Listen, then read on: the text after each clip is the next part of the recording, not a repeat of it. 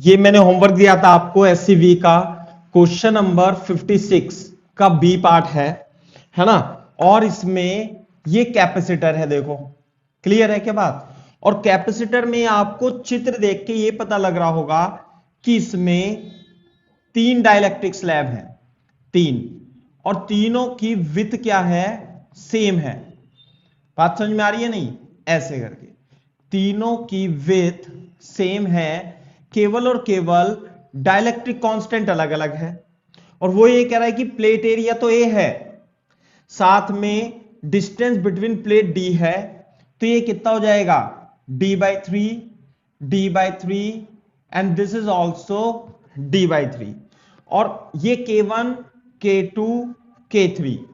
तो मैंने आपको बताया था ना, यदि पूरी की पूरी प्लेट, पूरी की पूरी स्लैब इसके अंदर इंसर्ट हो तो capacitance C epsilon naught A T1 upon K1, T2 upon K2, T3 upon K3 ऐसे आएगा। तो एप्सिलॉन नॉट ए और T की जगह क्या लिख लूंगा, D upon 3K1, D upon 3K2 और D अपॉन 3K3 ऐसे करके आ जाएगा। तो 3 एप्सिलॉन नॉट ए और D कॉमन लेके 1 upon K1, 1 upon K2 and 1 upon K3, इसे जब आप सिंप्लीफाई करोगे then you will get this answer. इससे नेक्स्ट वाला क्वेश्चन जो है कैपेसिटेंस निकालने का, डाइलेक्ट्रिक वाला, वो ही बता देता हूं। देखो फॉर एग्जांपल बोर्ड पे देखो, ये कैपेसिटर है, समझ में आई बात। और ये स्क्वायर प्लेट से बना हुआ है ऐसे करके, it is made of square plate, है ना। ये क्या है, square plate of side A, side कितनी है इसकी ए, और ये इस तरीके से distance between plate is D. तो एक तो ये हो गया, टर्मिनल ए के हो गया। अब इसके बीच में डाइलेक्ट्रिक स्लैब रखी हुई है, डाइलेक्ट्रिक स्लैब ऐसे करके, ये डाइलेक्ट्रिक स्लैब है, क्लियर है क्या बात। ऐसे करके आप इसे ऐसे देख सकते हो, है ना, ये डाइलेक्ट्रिक स्लैब है। तो डाइलेक्ट्रिक स्लैब का जो डाइलेक्ट्रिक कांस्टेंट है, यदि आप इसे एक्स एक्सिस मान लो, यदि आप इसे एक्स एक्सिस ऐसे मान लो, है ना भाई, तो as a function of x जो के है, जो डाइलेक्ट्रिक कांस्टेंट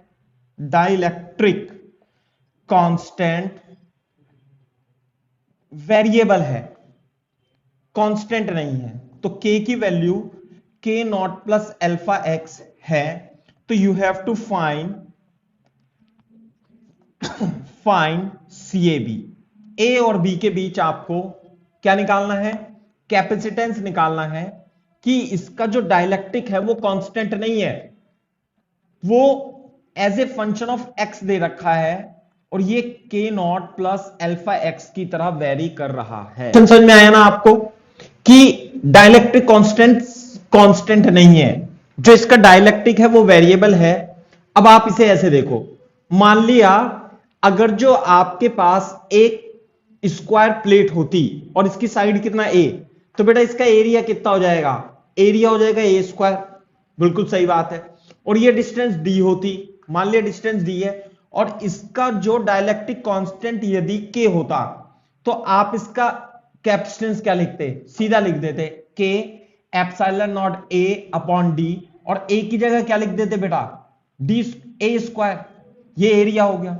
तो it will be the answer, clear है क्या बात। लेकिन अब क्या है, ये जो के है ये वेरी कर रहा है as a function of x. तो हम क्या करेंगे, यहां से एक्स डिस्टेंस पर एक dx विथ का, कितनी विथ का, dx विथ का एलिमेंट ले लेंगे। dx विथ का कैसे, ऐसे लेंगे ना, ये वाला एरिया। बात समझ में आई ना, देखो इसलिए मैंने 3D बनाया, x डिस्टेंस पे वहीं पे लिखना आप तो, और ये dx हो जाएगा। तो मैं पूरे कैपेसिटर की कैपेसिटेंस तो नहीं लिख सकता, लेकिन इस एलिमेंटल पोर्शन की छोटे से कैपेसिटेंस की कैपेसिटेंस तो लिख सकता हूं ना। कितनी आएगी, डीसी आएगी। इसका डाइलेक्ट्रिक कांस्टेंट कितना है, के, इस पॉइंट पे के एप्सिलॉन नॉट ए, एरिया क्या लिखूंगा डीए, अपॉन डिस्टेंस कितनी है इसके बीच में डी, बोर्ड पे देखो। तो डीए कितना होगा, डीए जो होगा ये वाला एरिया होगा डीए। आ रही है बात समझ में? आप इस क्वेश्चन के अंदर भी बना सकते हो या आप सॉल्यूशन में बना लेना, जैसा आपको उचित लगे, है ना भाई। इस तरीके से ये हमारे पास डीए होगा, है ना। और डीए कितना होगा बताओ, बताओ कितना होगा डीए। डीए जो होगा, एक तो इसकी ये साइड कितनी है भाई ए, और विथ कितनी है dx, विथ कितनी है बेटा इसकी dx, और साइड कितना a। तो क्या इसका जो एलिमेंटल एरिया मैं इधर लिखता हूं dA, वो लंबाई गुणा चौड़ाई विथ इंटू हाइट, ऐसे a इंटू dx हो जाएगा, नहीं हो जाएगा? It will be the dA, a into dx हो जाएगा। तो dc को हम लिख सकते हैं, अच्छा k तो जो वेरिएबल है, k कितना लिखूंगा, k not plus alpha x into epsilon not, DA की जगह dx अपॉन डी आ जाएगा, ये dc आ जाएगा। अब देखो, अब ये जो कैपेसिटेंस है एक तो ऐसा है dc, मान लिया ये ऐसे एलिमेंट कहां कहां से बनेंगे, इसकी कैपेसिटेंस dc1 मान लूं, ऐसा एक कैपेसिटर ये भी होगा, एक कैपेसिटर ये भी होगा, एक कैपेसिटर ये भी होगा, एक कैपेसिटर ये भी होगा। इसे देखो इधर ध्यान से, इसे dc1, इसे dc2, इसे dc3, इसे dc4, इसे dc5, यदि आप मान लेते हो, समझ में आई ना बात, यदि इसे मान लेते हो तो मेरे को ये बताओ, ये जो डीसी के कैपेसिटर बने हुए हैं, डीसी के कैपेसिटर बने हुए हैं, ये कैपेसिटर ऐसे बने हुए ना कि डीसी डीसी1 डीसी2 डीसी3, छोटे छोटे कैपेसिटर है, ये रे कैपेसिटर, नहीं आ रही बात समझिए, डीसी1 डीसी2 डीसी3। तो ये सारे कैपेसिटर आपको कैसे दिख रहे हैं, पैरेलल में दिख रहे हैं। तो यदि आपको ए और बी के बीच, यदि आपको ए और बी के बीच कैपेसिटेंस लिखनी है, तो जो CAB होगी ना, वो क्या होगा, DC1 जोड़ देंगे पैरेलल में, क्योंकि DC2 DC3 ऐसे करके जोड़ देंगे, DC4, कहने का मतलब क्या है, इनका क्या कर देंगे हम, समेशन कर देंगे, और समेशन का मतलब होता है इंटीग्रेशन। तो यदि आपको ए और बी के बीच कैपेसिटेंस निकालनी है, तो पहले इस छोटे से एलिमेंट की आप डीसी लिखेंगे और उसको क्या कर देंगे, इंटीग्रेट कर देंगे, x इज इक्वल टू 0 से लेके x is equal to a तक, क्योंकि इसकी साइड कितनी है a, क्योंकि स्क्वायर प्लेट है ना ये, क्लियर है के बाद, x इज इक्वल टू 0 से लेके x is equal to a तक इंटीग्रेट कर देंगे and you will get the answer. ठीक है, कॉपी करो और मैं इसे इंटीग्रेट कर देता हूं।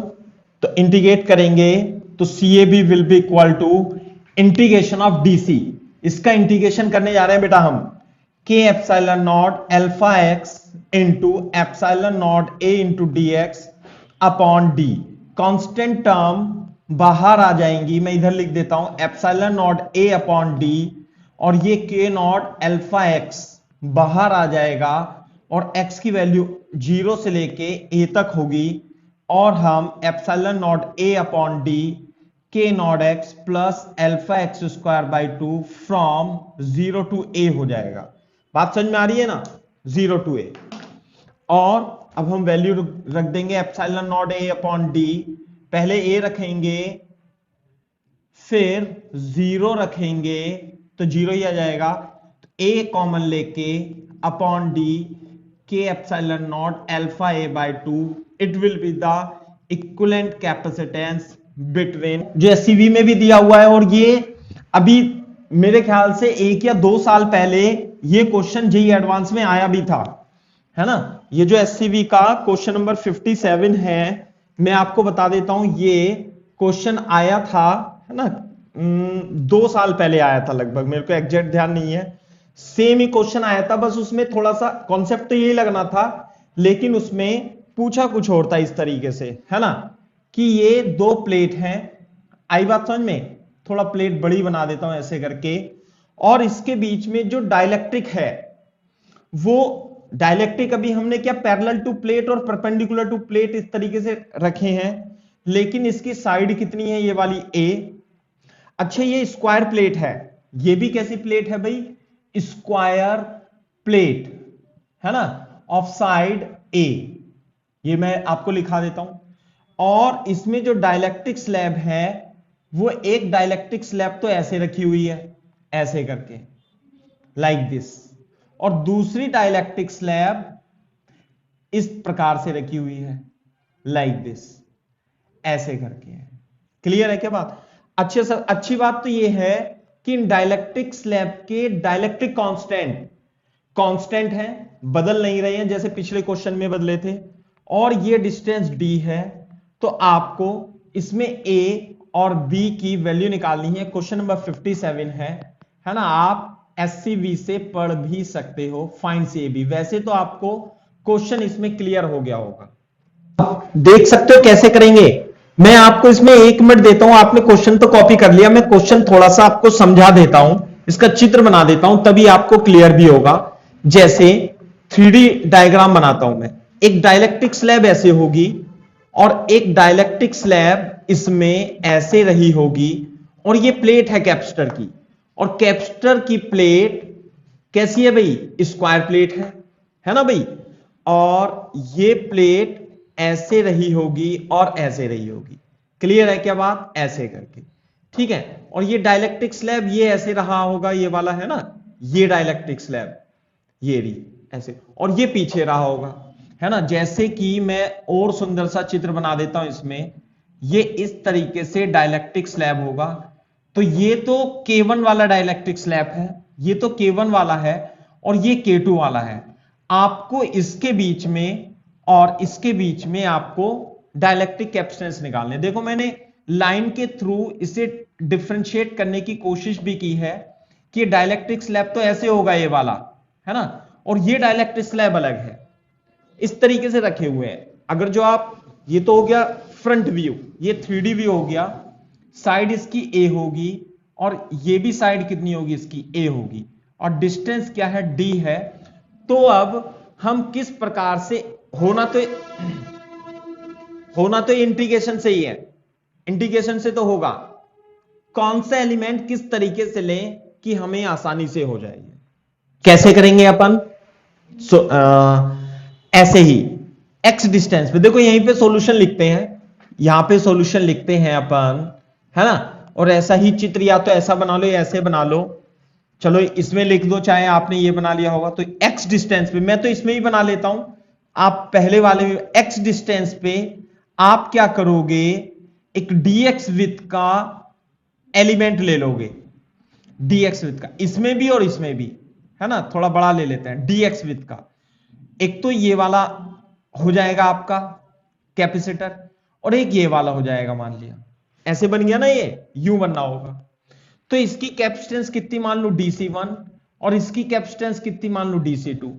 तो सबसे पहले ये जो एलिमेंट लिए हमने x डिस्टेंस पे, dx डिस्टेंस के, ये जो लिए हैं हमने, ये वाला एलिमेंट, ये और ये, है ना।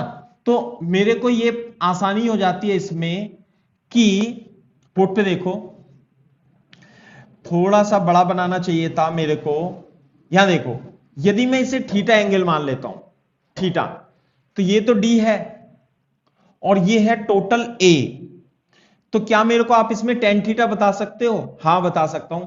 टेन थीटा जो होगा डी अपॉन ए होगा, इसमें तो कोई बात ही, डाउट ही नहीं है।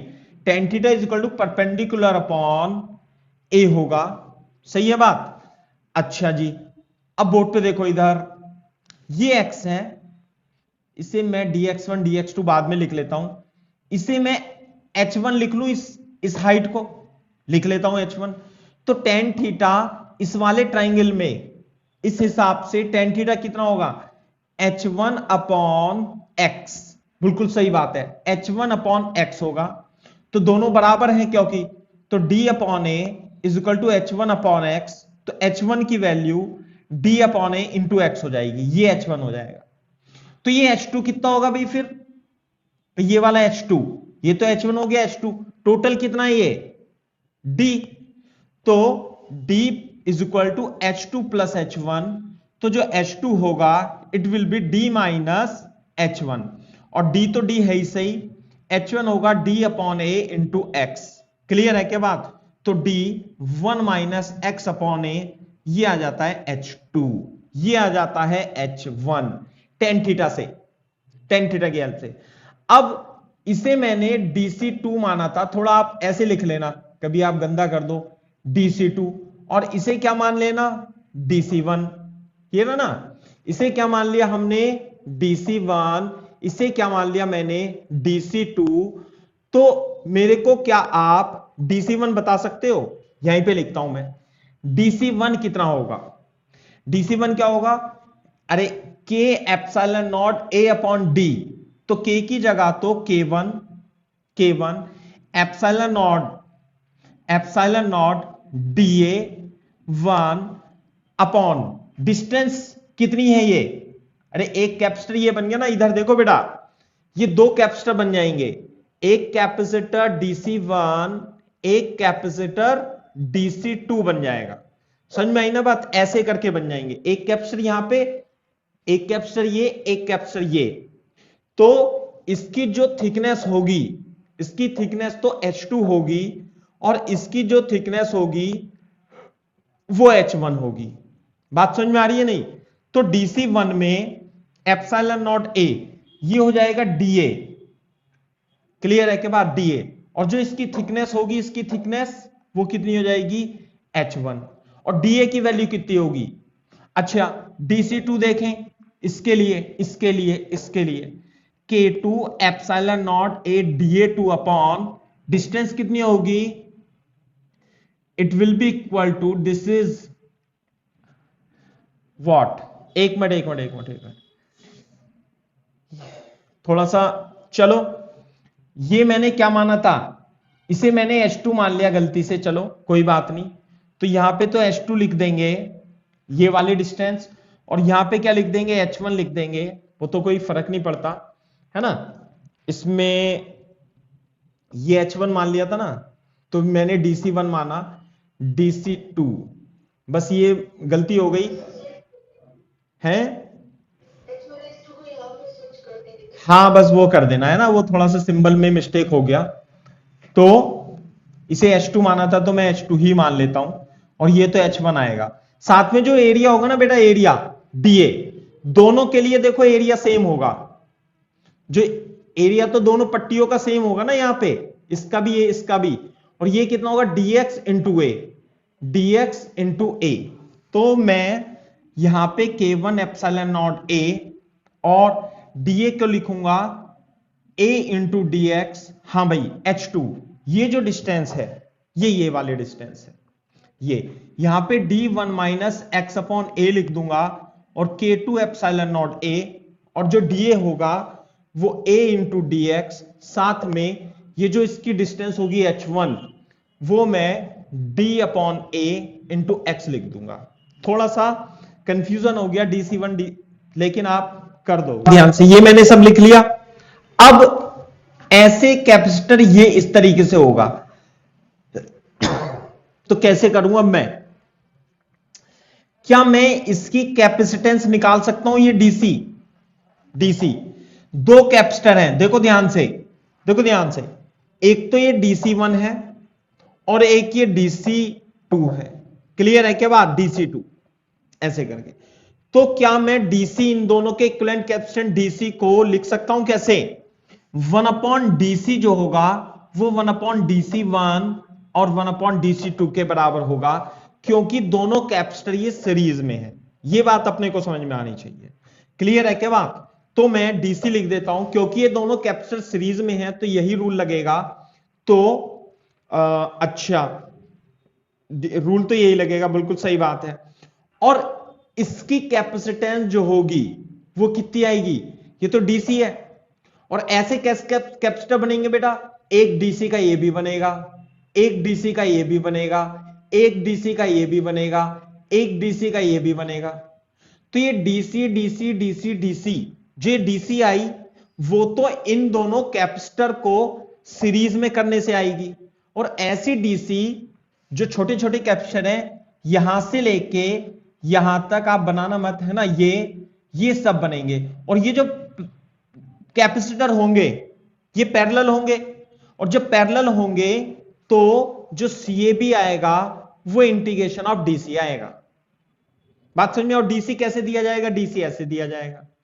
तो अब देखते हैं डीसी हम कैसे लिखेंगे। तो पहले मैं डीसी को लिखता हूं। जो डीसी तो क्या होता है?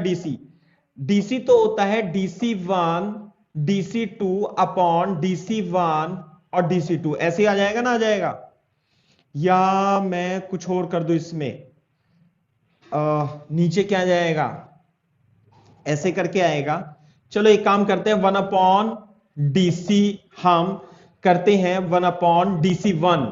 ये क्या है? के एप्सिलॉन नॉट ए dx, और ये आ जाएगा आपके साथ, आपके पास कितना जाएगा? D A minus x upon A plus ये वाला DC2 1 upon K2 epsilon naught ए dx अपॉन ये क्या आएगा? d upon a into dx तो आएगा ऊपर, यहां पे आ जाएगा x। आ गई बात समझ में? ये ऊपर चला जाएगा, है ना, ये ऊपर चला जाएगा। तो थोड़ा सा मेरे को कैलकुलेशन करनी पड़ेगी इसमें। यह आ जाएगा d upon a minus x upon K1 epsilon naught a square into dx। यह आ जाएगा k dx upon k epsilon naught a square into dx। This is 1 upon dc। ऐसे करके आएगा। अब इसमें देखना, मैं थोड़ा सिंप्लीफाई करता हूं। Epsilon naught a square dx common लेके डी ए माइनस एक्स यहां बचेगा, और यहां पे K1 बचेगा बेटा, और यहां पे क्या बचेगा? अच्छा डी भी कॉमन ले लूं ऊपर से, तो डी थोड़ा सा सिंप्लीफाई करना पड़ेगा। ये हो गया 1 अपॉन डीसी। और जब 1 अपॉन डीसी आ जाएगा तो मैं अब यहां से साफ कर देता हूं, ये कैलकुलेशन नहीं साफ करता हूं, है ना। तो हाँ भाई, यहां से लिखना आप। तो जो कैपेसिटेंस होगी सीएबी वो तो इंटीग्रेशन ऑफ डीसी के इक्वल होगी। अब डीसी को हम क्या लिख लेंगे? इससे हिसाब से डीसी आएगा epsilon naught A square dx upon D, inverse कर लेंगे, है ना। या तो आप इसे एलसीएम ले लो, और एलसीएम लेके K1 K2 a minus X plus K1 x ऐसे आ जाएगा। यह आ गया ना 1 अपॉन डीसी। थोड़ा सा और सिंप्लीफाई कर दिया।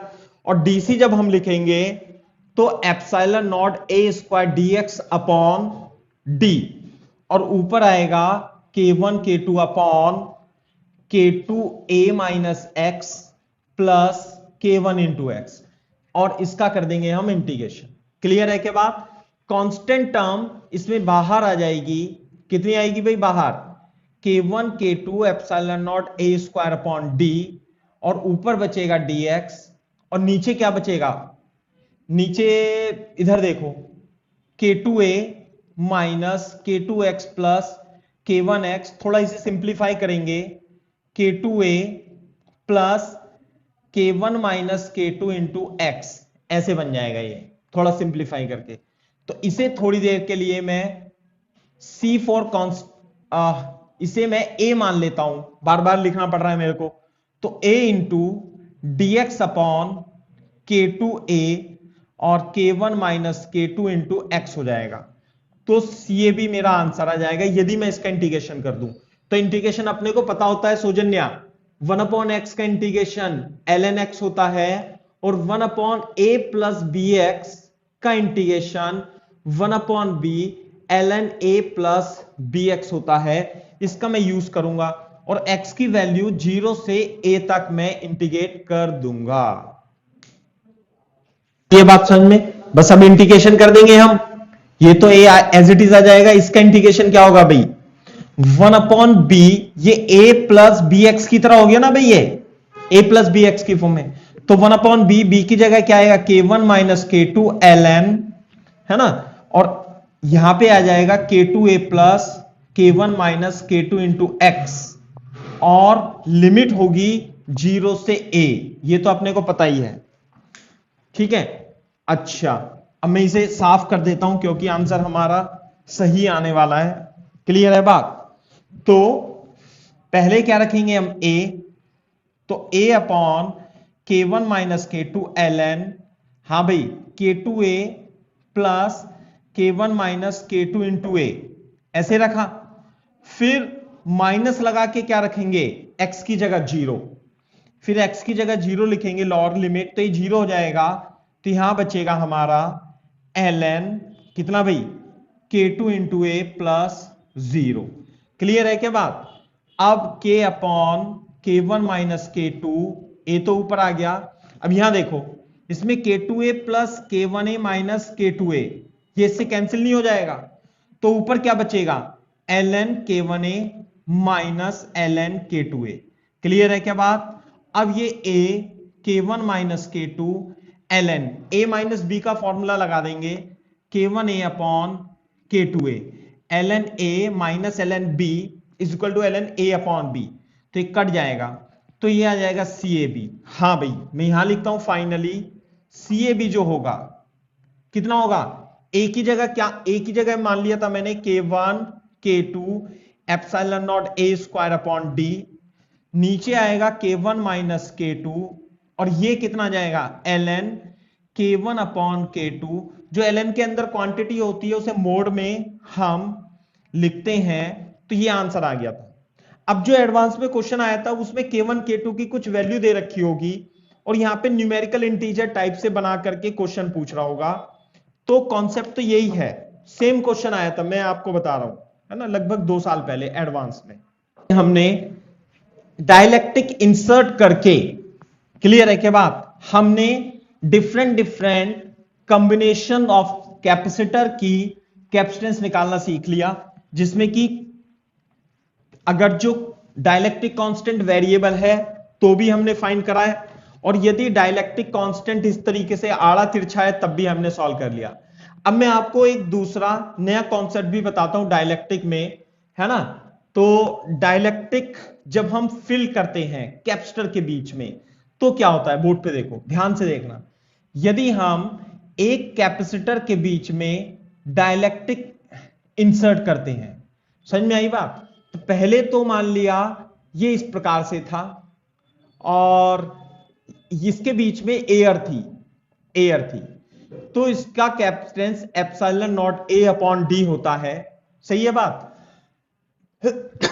और यदि आप इसमें एक डायलेक्ट्रिक कांस्टेंट लगा देते हो, डायलेक्ट्रिक कांस्टेंट लगा देते हो के का, क्लियर है क्या बात, तो इसका जो कैपेसिटेंस है वो के एप्सिलॉन नॉट ए अपॉन डी हो जाता है, ये तो हमें पता है। लेकिन बोर्ड पे देखो, ध्यान से देखो, यदि मान लिया आपने इस कैपेसिटर को चार्ज कर रखा था किसी बैटरी से, और यहां पे मान लिया चार्ज है ना, ऐसे करके चार्ज है कितना, मान लिया क्यू नोड है या कुछ भी है, तो इसके बीच में जो इलेक्ट्रिक फील्ड होती है वो ई है। कितनी है इलेक्ट्रिक फील्ड, ई। बात समझ में आ रही है नहीं? तो अब जो इसके अंदर इलेक्ट्रिक फील्ड होगी डाइलेक्ट्रिक के अंदर यदि इसका डाइलेक्ट्रिक कांस्टेंट है, तो जो ई डैश होती है वो पहले तो ई नॉट थी, अब ई नॉट बाई के हो जाती है।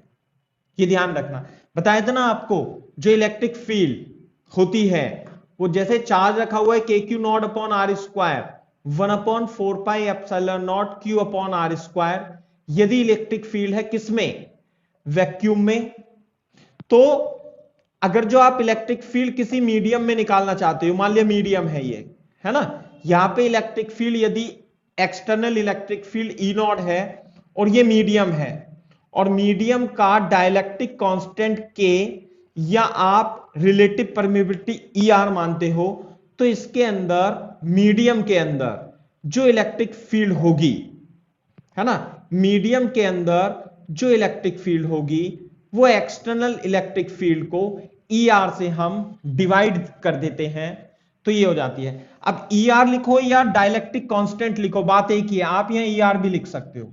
तो एक्सटर्नल अगर फील्ड, बोर्ड पे देखो, इसे मैं साफ कर देता हूं, ये थोड़ा सा चेंज हो जाएगा अगर जो मैं ऐसे रखता हूं।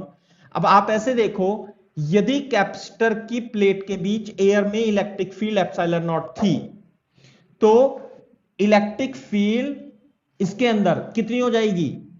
एप्सिलॉन ई नॉट अपॉन ई आर हो जाएगी। क्लियर है क्या बात? ये कॉन्सेप्ट है, तो मैं इसे लिख देता हूं। If external electric field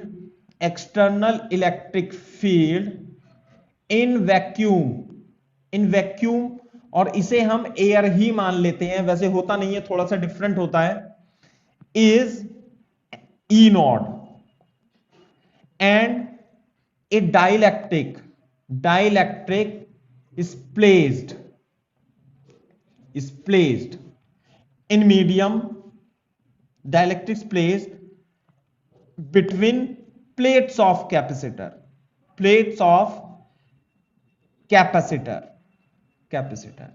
then new electric field कितनी हो जाती है भाई? न्यू इलेक्ट्रिक फील्ड क्या हो जाएगी? वो E dash is equal to E naught upon E R हो जाती है।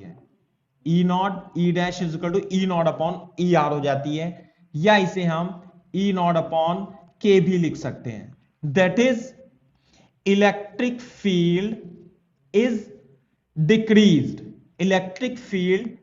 Decreased between plates of capacitor.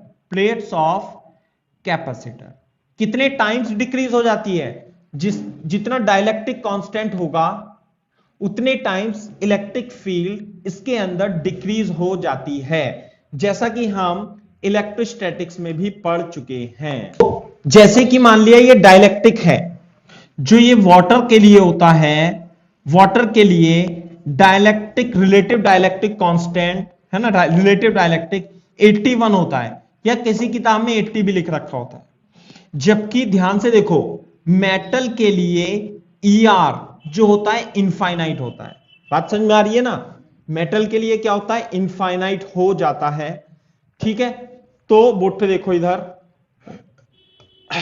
इसका मतलब ये है, अगर जो मैं ये कैपेसिटर है, कैपेसिटर के अंदर कोई डाइलेक्ट्रिक कांस्टेंट रख दूं, ध्यान से देखना एक बार बेटा, ये मेटल प्लेट रख दूं, क्या रख दूं? Metal plate. समझ में आई बात? तो मेटल के अंदर जो इलेक्ट्रिक फील्ड होगी वो ई नॉट अपॉन के, और के की वैल्यू क्या हो जाती है? इनफाइनाइट। किसके लिए? मेटल के लिए इसकी वैल्यू इनफाइनाइट हो जाती है। तो क्या मेरे को आप मेटल के अंदर इलेक्ट्रिक फील्ड बता सकते हो कितनी होगी? हां बता सकते हैं। कितनी? 0 होगी। मेटल के अंदर इलेक्ट्रिक फील्ड हमेशा 0 होती है, ये तो हमने इलेक्ट्रोस्टैटिक्स में पढ़ा ही था, लेकिन क्यों जरूरी होती है ये भी मैंने आपको बता दिया था। मैं और एक्सप्लेन कर देता हूं इस चीज को किस तरीके से, कि बोर्ड पे देखो, है ना भाई, मेटल के अंदर इलेक्ट्रिक फील्ड 0 हो जाएगी। क्यों हो जाती है 0? बोर्ड पे देखो, अगर जो ये कैपेसिटर था और यहां पर चार्ज Q नॉट और यहां पे minus charge minus Q not था, तो इसमें इलेक्ट्रिक फील्ड होती है। कैसे? इलेक्ट्रिक फील्ड सेटअप हो जाती है ऐसे करके। आई बात समझ में? अब जब आप इस प्लेट के बीच में कोई मेटल पीस रख देते हो, मेटल पीस रख दोगे, तो मेटल पीस रख दोगे तो क्या होगा बताओ? मैंने आपको बताया था भी कि पोलराइजेशन हो जाता है ना, या इंडक्शन आप कह दो। पोलराइजेशन तो नहीं, इंडक्शन कहेंगे। जब आप किसी मेटल को रखते हो एक्सटर्नल फील्ड में, बोर्ड पे देखो, एक्सटर्नल फील्ड में, इसे यहां से मना लो, हटा दो इसे, ये है इलेक्ट्रिक फील्ड। सही है बात? This is external electric field. जितनी भी होगी इलेक्ट्रिक फील्ड, उसकी वैल्यू नहीं पता। तो क्या होता है, यहां पे तो इलेक्ट्रॉन खूब सारे होते हैं मेटल के अंदर, फ्री इलेक्ट्रॉन मेटल में बहुत सारे होते हैं। समझ में आ रही है ना बात? तो जब इलेक्ट्रिक फील्ड इधर है, ऐसे करके है, यूं करके इलेक्ट्रिक फील्ड ऐसे है, मान लिया बना दिया मैंने, ये इलेक्ट्रिक फील्ड है, तो इलेक्ट्रॉन पर फोर्स लगता है किधर? इधर की ओर इलेक्ट्रॉन्स पर फोर्स लगता है। तो क्या होगा, इलेक्ट्रॉन तो इधर इधर आ जाएंगे और इक्विवेलेंट पॉजिटिव चार्ज इधर आ जाएगा। तो ये ट्रांसफर, तो अंदर इस चार्ज को क्या बोलते हैं? Induce charge. क्या बोलते हैं इधर? Induce charge. तो जब आप यहां पे मेटल प्लेट रखोगे ना, इसके अंदर ये प्लस प्लस है, मान लिया ये माइनस माइनस है कैपेसिटर की प्लेट, तो यहां पे माइनस माइनस इंड्यूस चार्ज आ जाएगा, यहां पे प्लस प्लस इंड्यूस चार्ज आ जाएगा। बोर्ड पे देखो, ये है माइनस क्यू इंड्यूस्ड और ये है प्लस क्यू इंड्यूस्ड।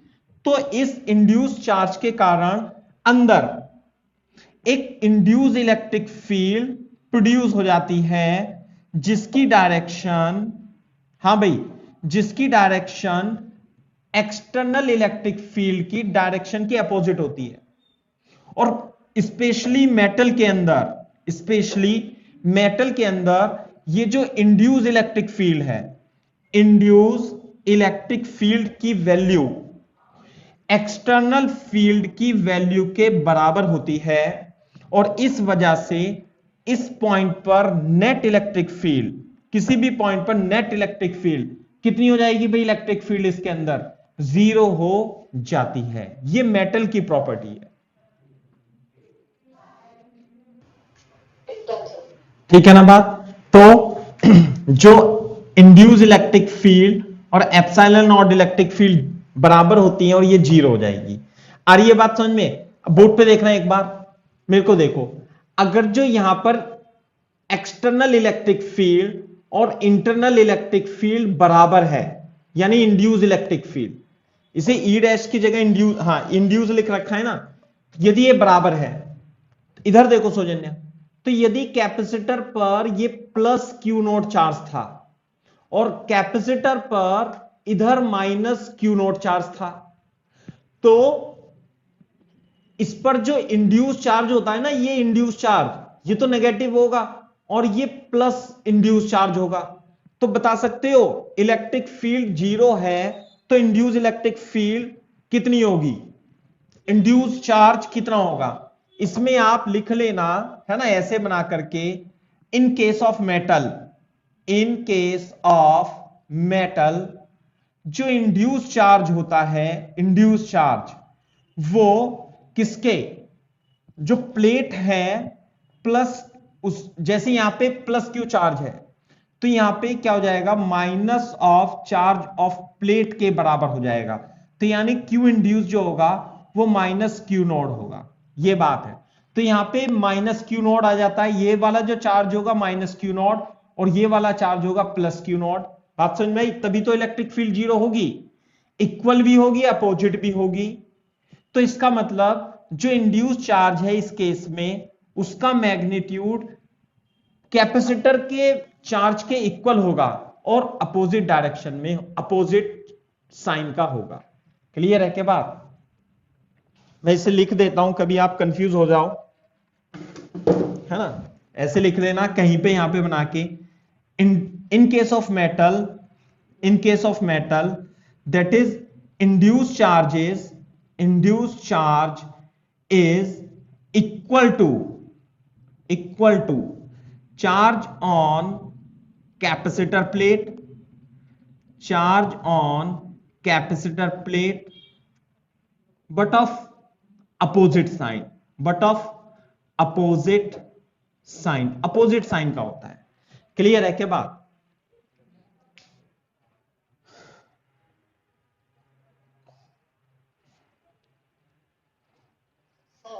ठीक है, अब बोर्ड पे देखो, लेकिन अच्छा एक क्वेश्चन और रह गया।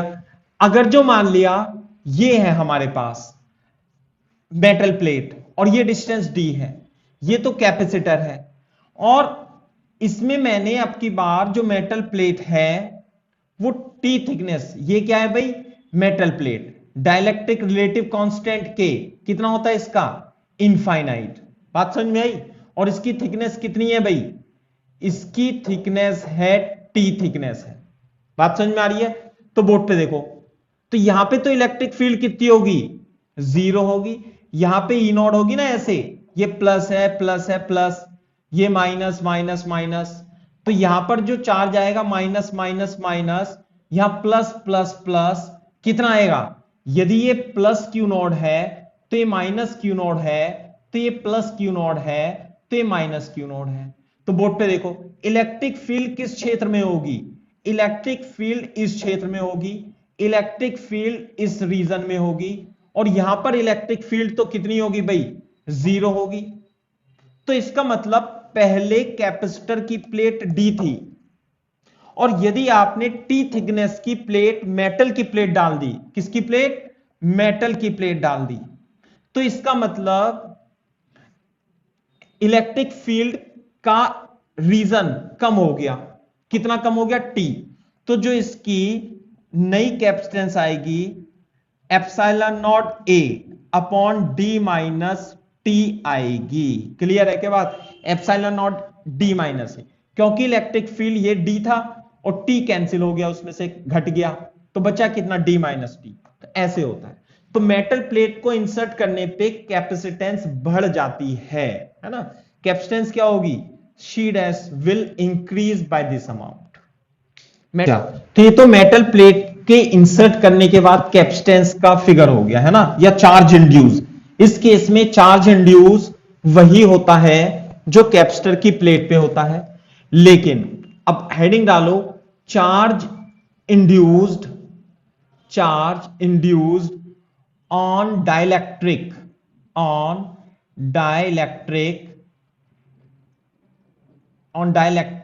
Between plates of capacitor.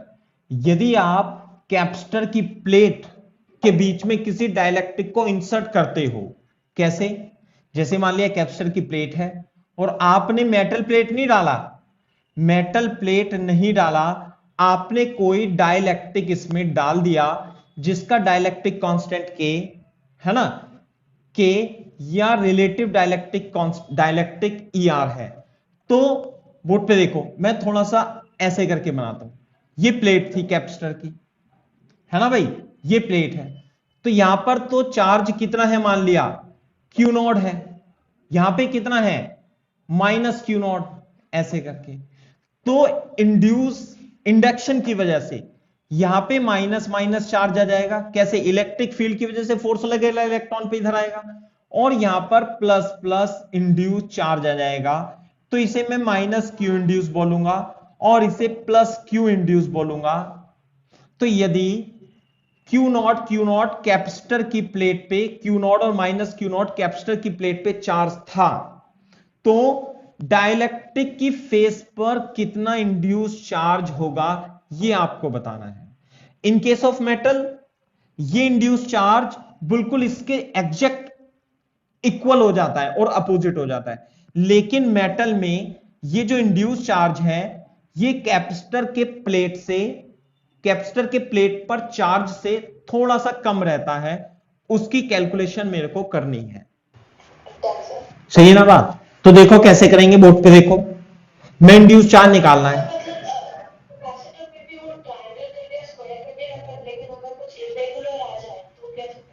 कैसे कैसे बोर्ड पे बताओ, ऐसे ऐसे करके,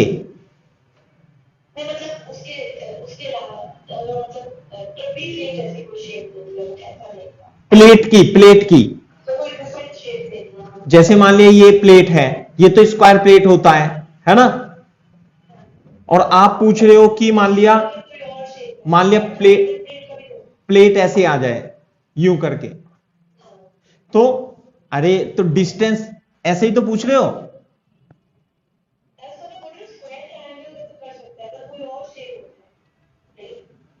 मैं समझा नहीं आपकी बात। अच्छा अच्छा अच्छा अच्छा, तो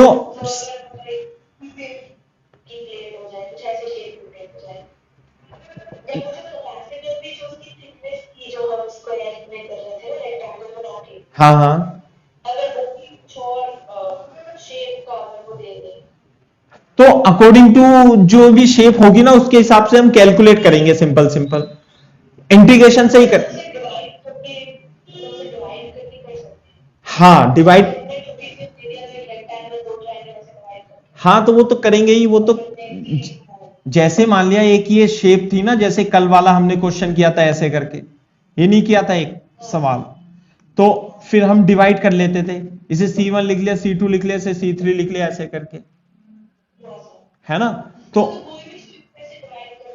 हाँ, लेकिन कोई भी शेप में से नहीं, कोई भी शेप, वो मैं जब क्वेश्चन आएगा बताऊंगा। जैसे बोर्ड पे देखो, इसी क्वेश्चन में मैं आपको बता देता हूं, यदि आप इसे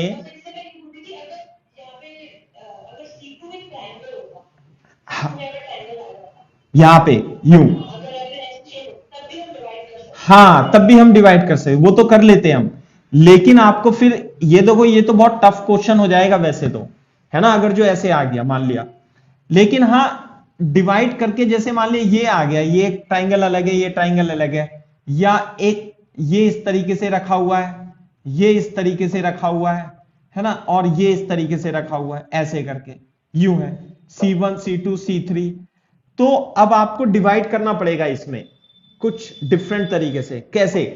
जैसे ये आ गया ना, तो आप डिवाइड कर दोगे इसे, ये जो C3 है ना, इसे C4 और C5, C3 और C4 में ऐसे कर दोगे आप इसे, तो इन दोनों की अलग निकलेगी, इन दोनों की अलग निकलेगी, फिर कैपेसिटेंस ऐसे करके कर सकते हो। लेकिन आज तक कभी ऐसा क्वेश्चन, इतना गंदा क्वेश्चन आया नहीं अभी तक, है ना। यही एससीबी में जो क्वेश्चन दे रखा है, यही टफेस्ट क्वेश्चन है ना।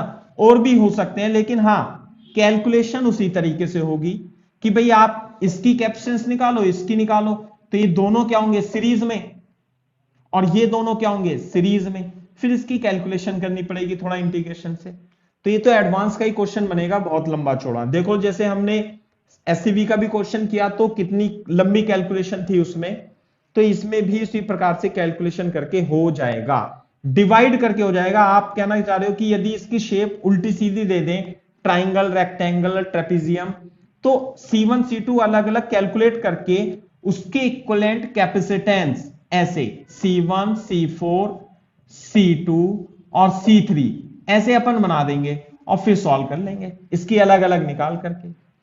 आप बिल्कुल सही कह रहे हो, ठीक है ना बेटा सौजन्या? हाँ, तो अभी तो अपन यहां देख रहे हैं इसमें कि इंड्यूस डाइलेक्ट्रिक चार्ज निकालना है हमें। तो देखो कैसे निकालेंगे, बोर्ड पे देखो, यदि, है ना, एक्सटर्नल इलेक्ट्रिक फील्ड, यदि external electric field E not हो, तो मेरे को बता सकते हो डाइलेक्ट्रिक में जो इलेक्ट्रिक फील्ड होती है वो ई नॉट अपॉन ई आर होती है या नहीं होती है? बिल्कुल सही बात है, ई आर टाइम्स कम हो जाती है यदि एक्सटर्नल इलेक्ट्रिक फील्ड है। तो बोर्ड पे देखो, अब यहां पर जो इलेक्ट्रिक फील्ड होगी, इस पॉइंट पी पे इलेक्ट्रिक फील्ड, वो किसकी वजह से होगी? एक तो ये एक्सटर्नल फील्ड की वजह से, एक्सटर्नल फील्ड की वजह से, ये क्यू नॉट, तो यहां पे क्या मान लू मैं, प्लस सिग्मा नॉट, और यहां पे क्या मान लू मैं, माइनस सिग्मा नॉट। तो इस एक्सटर्नल इलेक्ट्रिक फील्ड कितनी होगी, ई नॉट, ऐसे करके होगी ना, कितनी होगी भाई, इस तरीके से sigma naught upon epsilon not होगी, ये होती है ना। और जो ये चार्ज हो, जो सिग्मा होगी, ये सिग्मा नॉट, ये क्या होता है, चार्ज अपॉन एरिया, है ना। बात समझ में आ गई? अब बोर्ड पे देखो, यदि ये क्यू नॉट है इंड्यूस, ये माइनस क्यू इंड्यूस है, तो इसकी वजह से इलेक्ट्रिक फील्ड इंड्यूस इधर की तरफ होगी, तो ये जो इलेक्ट्रिक फील्ड होगी ये तो ई नॉट होगी, और इसकी value sigma naught upon epsilon not ऐसे होगी। हाँ भाई, यहां पर मैं इसका सिग्मा इंड्यूस ये प्लस और ये माइनस सिग्मा इंड्यूस ऐसे मान लूं, तो जो इंड्यूस इलेक्ट्रिक फील्ड इधर की तरफ होगी, इंड्यूस इलेक्ट्रिक फील्ड इधर की तरफ, वो कितनी होगी, वो होगी Q induced upon epsilon not होगी। बात समझ में आ रही है? एक तो इंड्यूस चार्ज की वजह से इलेक्ट्रिक फील्ड इधर होगी, ये रहा, और एक्सटर्नल चार्ज की वजह से इलेक्ट्रिक फील्ड इधर होगी।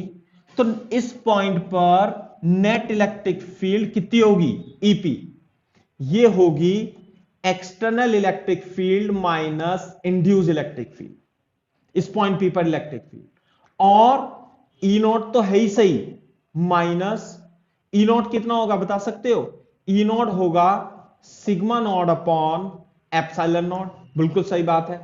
और इंड्यूस चार्ज, ये क्या होगा, electric field due to induce charge, sigma induce upon epsilon naught. और बोर्ड पे देखो, पॉइंट पी पर इलेक्ट्रिक फील्ड क्या होती है, पॉइंट पी पर electric field external electric field का ER टाइम्स होती है। बात समझ में आई। और जो ई नॉट की वैल्यू होगी, जो ई नॉट की वैल्यू होगी वो sigma naught upon epsilon not into ER हो जाएगी। ये रहा ना ई नॉट की वैल्यू ये होती है।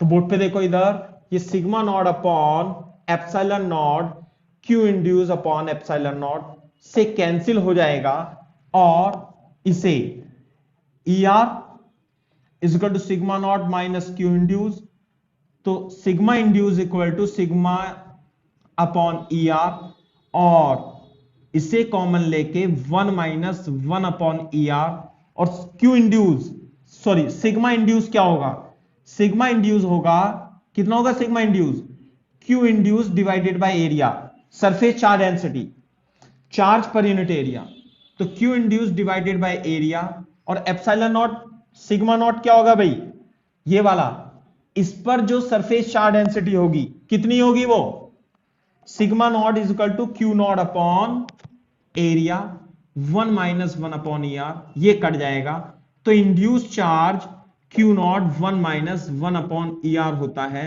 बहुत ही इंपॉर्टेंट डेरिवेशन है ये, कि ध्यान से सुनो कैसे, कैपेसिटर पर चार्ज था Q naught minus Q naught, तो उसकी surface charge density Q naught upon A minus Q naught upon A हो गई।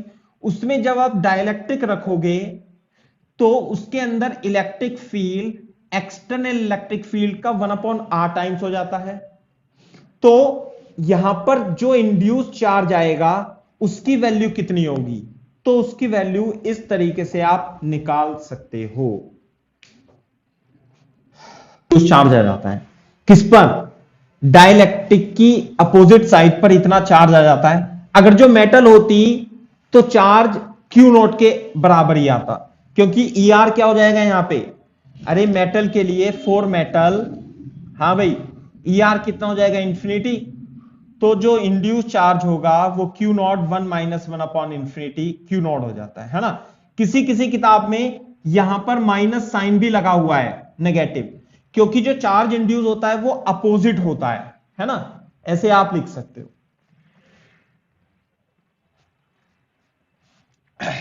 बोर्ड पे देखो एक बात ध्यान से, अब मैं आपको इसका चित्र बनाता हूं अच्छा सा। बोर्ड पे देखो, ये मेटल प्लेट है, सही है ना बात, तो यहां पर तो चार्ज होता है कैपेसिटर पर, कैपेसिटर की चार्ज है ये क्यू नॉट और माइनस क्यू नॉट, तो इसके अंदर electric field external electric field यहां पे लिख दूं, ये जो इलेक्ट्रिक फील्ड होगा वो sigma naught upon epsilon naught यानी Q naught upon A epsilon naught होता है, ये इलेक्ट्रिक फील्ड प्रोड्यूस हो जाएगा। अब इसके अंदर जब आप एक क्या रखोगे, इसके अंदर एक अब डाइलेक्ट्रिक रखोगे तो यहां पे नेगेटिव चार्ज और यहां पर पॉजिटिव चार्ज आ जाता है। कैसे आता है बोर्ड पे देखो इधर, ये जब डाइलेक्ट्रिक रखोगे आप इतना बड़ा ऐसे करके, तो डाइलेक्ट्रिक कैसे होता है, क्यूबॉइड फॉर्म में होता है इस तरीके से, लाइक दिस। क्लियर है क्या बात भाई, ऐसे होता है ना, यूं। और यहां पे ये वाली प्लेट रख दी आपने, किसकी, कैपेसिटर की, रख दी ना, रख दी, तो यहां पे चार्ज है, सही है ना, तो यहां पे इंड्यूस चार्ज आ जाएगा माइनस माइनस, सही है ना बात।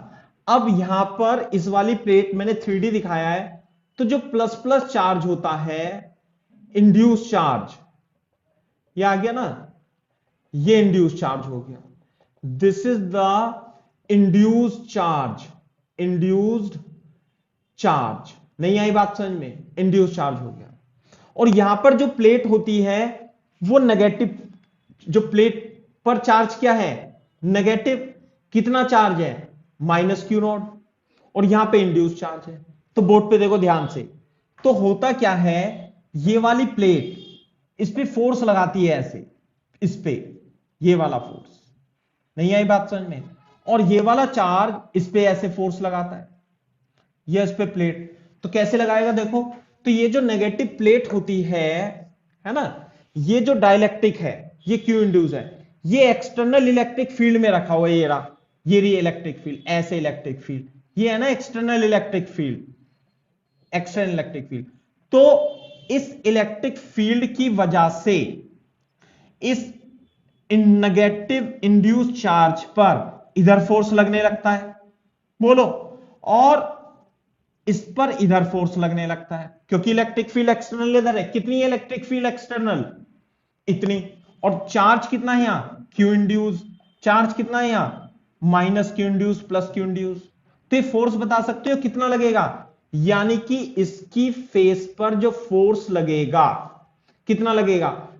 F equal to Q into E. Charge कितना है ये चार्ज है क्यू इंड्यूस।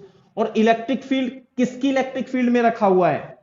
कैपेसिटर की इलेक्ट्रिक फील्ड में। तो क्या इसकी